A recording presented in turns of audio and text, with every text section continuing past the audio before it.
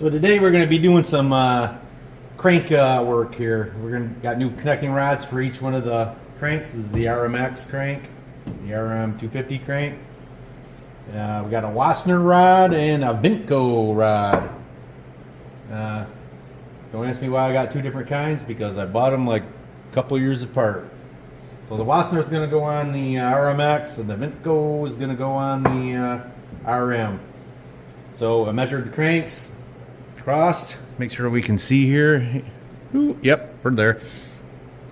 The RM, boy, she's a good 5 thou out of parallel from one side to the other, and the RMX is about 2, maybe just over 2, right in there. So you can see I got the manual out, got the specifications of what it should be. So next we're going to go over to the press and press them out. Alright, so I got it kind of fixtured up here. It's going to bring this down so I get a little bit of tension on it.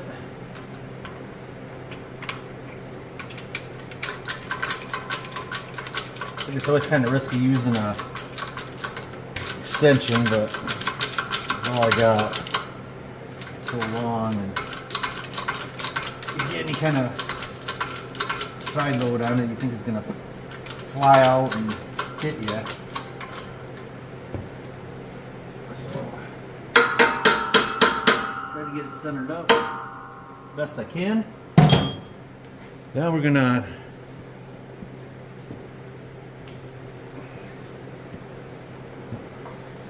apply a little heat. So we're going to press pin out of this one, and it'll stay in the other half.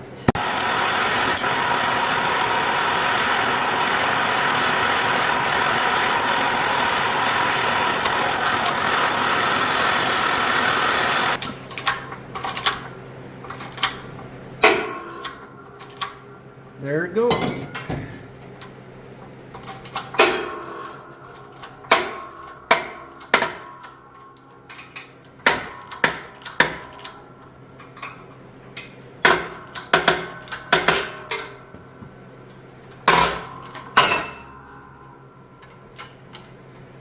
Just like that.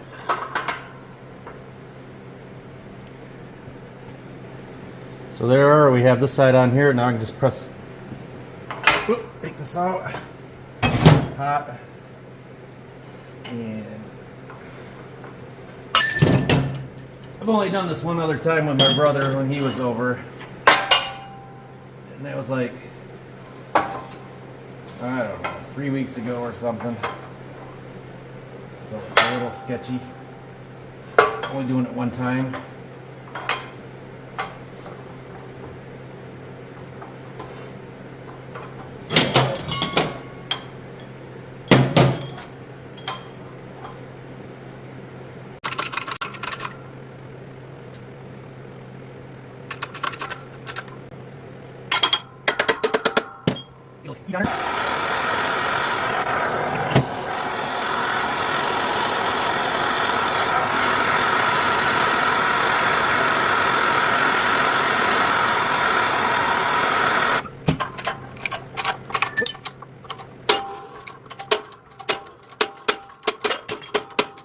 That one.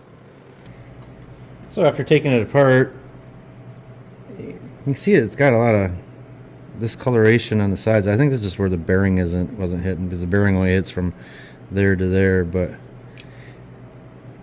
you can feel some like grooves were in it, and I think it's from these thrust spacers or whatever you call them. They don't fit tight on there, and I think they kind of just wear in a little bit. That's what it looks like. It's actually, it mics out all across there. You know, of course the bike's too big to get it down into the little, what I think is a groove, but it measures the same all the way across, so it's not bad shape. So next I'll take this Scotch-Brite and just kind of go over everything, clean it up, just clean it up with this, and then I'll clean. I got some brake cleaner, clean it all up good, blow it off of the air from the air compressor. Inspect my sealing surfaces. They all look pretty good. I don't see anything really wrong with them. So after this, we'll assemble her. So next we're going to press the pin in the side. Put a little assembly lube on there to make sure she slides in there nice and easy. And then you got to make sure we got our V's, this little raised up portion up next to the crank. So we want to stay away. Make sure it's sitting flat, otherwise it would, you know, cock. And we'll just stick it in here. Try to get it centered as best as possible.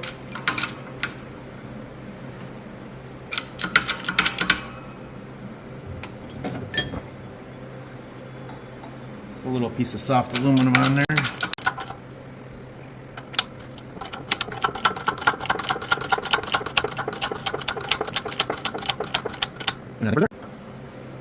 There we go. Right down. Just got to make sure we're not above that surface. We'll run a straight edge across there and make sure. Yep. I ran a straight edge across. You know, I actually back calipers crossed there, and that's definitely below, so we're good there. Next up, I believe we're gonna have to lower this thing back down. My brother made this fixture here. So this is gonna be what we're gonna use to keep it aligned, you know, the two halves. So let me get everything.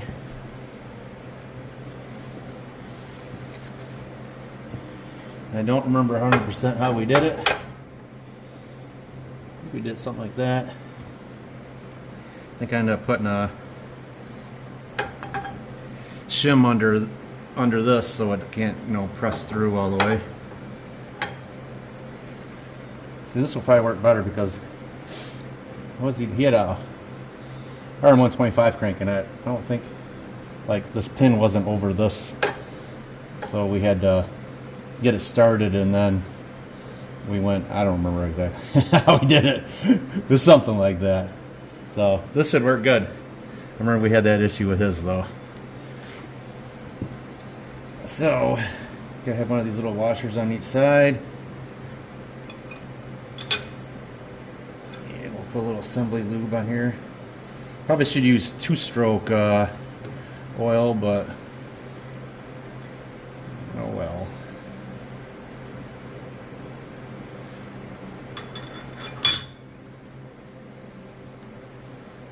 I'm not going to put a super lot on it.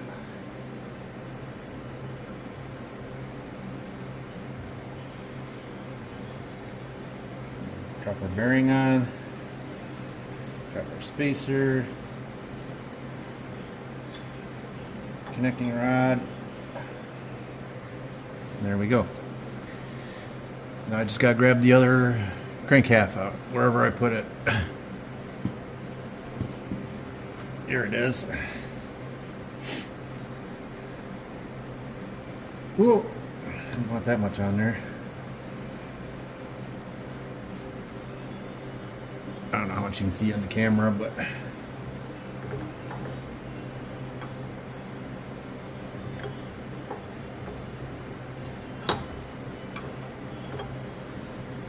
this is the tricky part. I don't really 100% remember. We must put a sock on there or something.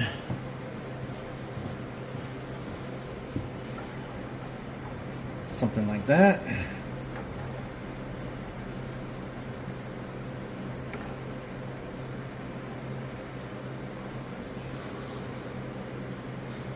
So oh, I know what I was going to do. I'm going to put a shim under that to make sure it doesn't, which it should be alright, I would think.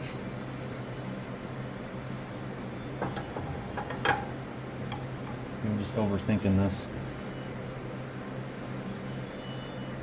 We should be alright. Because that's Yeah, we'll be all right. I'm sorry for thinking and doing at the same time. I'm not like a professional crank rebuilder. You know, until I get a few under my belt.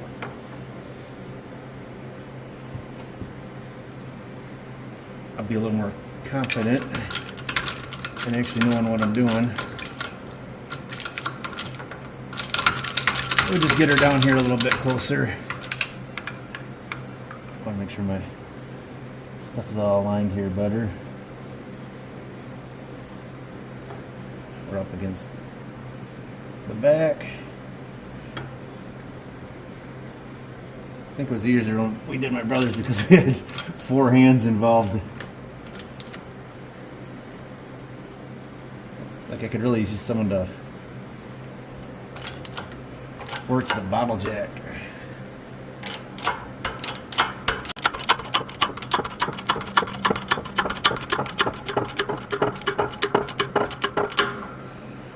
Now I got to get a measurement here before I go too much further. And we got to be between 2-inch 280 and 2-inch 290. If I remember right, 280. Right at like 289, so we'll go down a little bit. If I remember right, we did my brother's, every time we did this and we backed off the jack, it would spring back a little bit, so.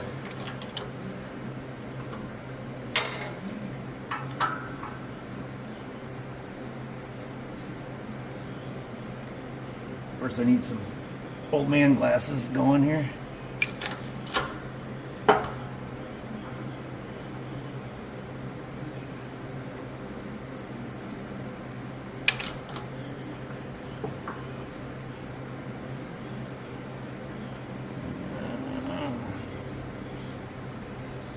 Like 286,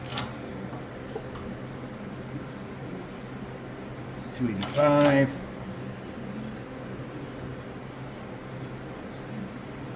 284. Stop there. We'll kind of see where we're at.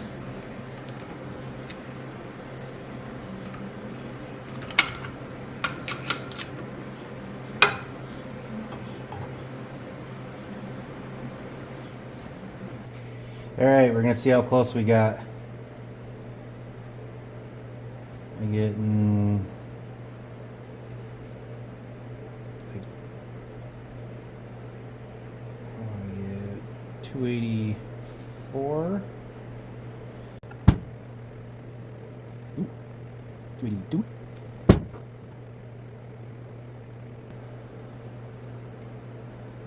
Like 294. Wow, that's a big difference. Just slide back down a little bit. So here's where it'd be nice to have, if I had my depth mic here, I could just mic down around, make sure it's even. You see a lot of guys doing this on videos and they use a hammer and they just hammer them, you know, to tighten them up, and it seems kind of cheesy. If you got a press that you press it together with, you can just press it together. Yeah, where's my other half? Oh. Duh.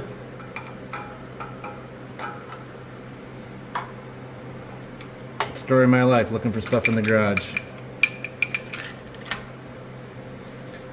Alrighty.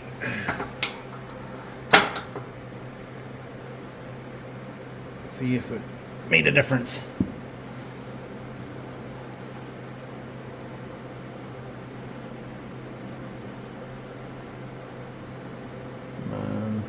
Yeah.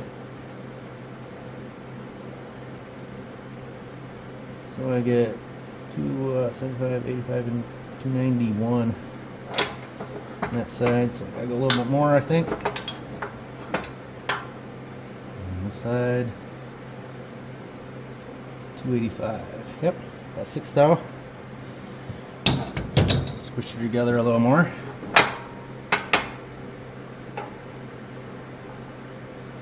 Don't want to squish too much.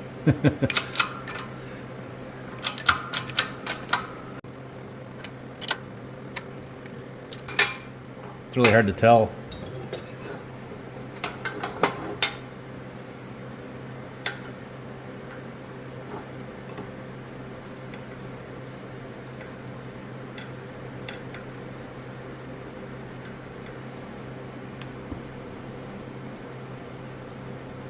Right at 290. We got a Springer here. Same 284.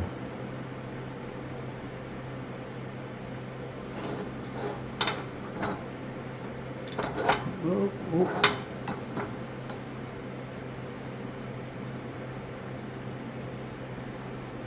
Yep.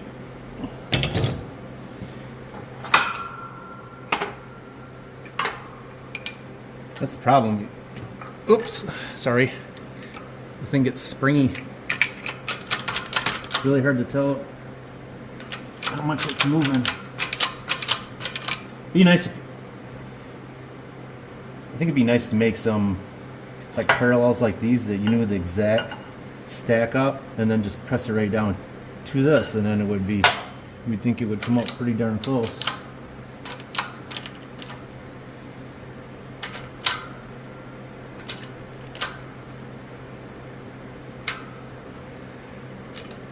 I would think that would do it.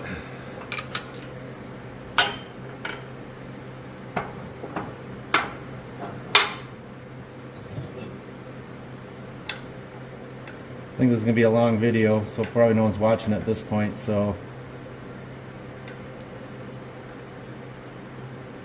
I was going to show some of the RMX crank, but I probably won't now. So we're getting like 285-ish on that side. And 281. So I squished it a little bit too much. So we'll probably get a chisel and stick in there. Alright, so we're just gonna stick this chisel in there and just a little tap.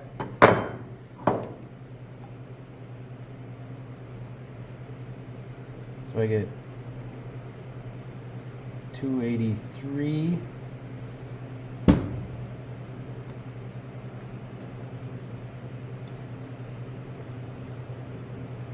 Just a little snug yet. This side measures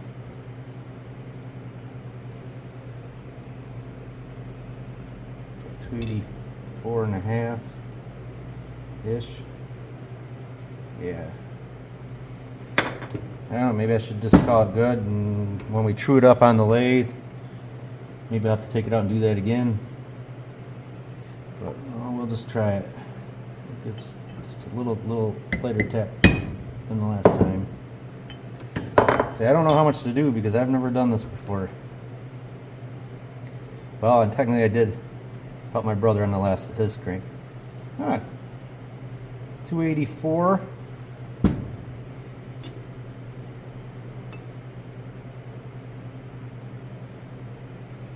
About 284.5. I'm gonna call that good.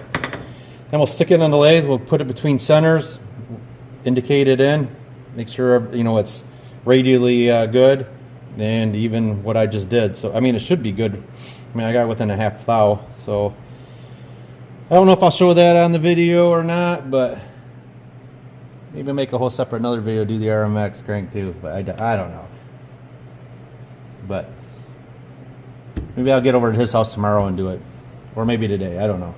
I probably won't video it though. So this will probably be the end of this video. See ya.